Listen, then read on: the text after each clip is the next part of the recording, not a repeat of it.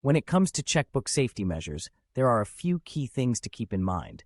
Here are some important tips related to security of checkbook. Prior to start, please subscribe, like, comment, and share my channel.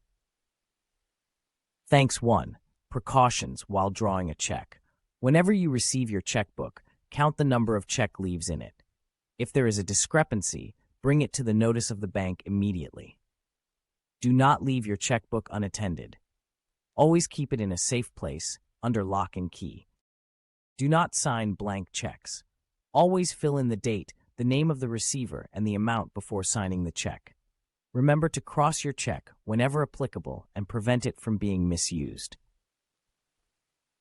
In drawing checks, the amount in both words and figures should be written distinctly, and the checks should be drawn in such a way as to prevent insertion of any other words or figures and to prevent fraudulent alterations.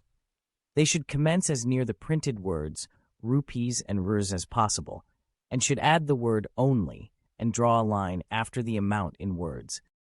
Blank checks must not be issued under any circumstances to avoid check bounce. Draw a horizontal line after the name, amount, and elsewhere empty space is left. If you need to make amendments, these should be made clearly by crossing through the error and signing the correction.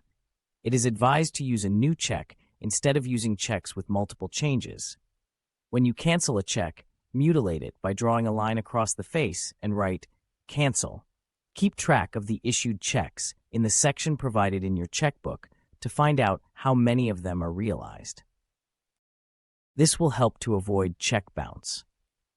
In case a check is dishonored by the bank due to insufficient balance in account, the drawer of the check shall be deemed to have committed an offense, and under the provision of Section 138 of the Negotiable Instruments Act, 1881, will be punished with imprisonment for a term which may extend to 2 years, or with fine which may extend to twice the amount of the check, or with both.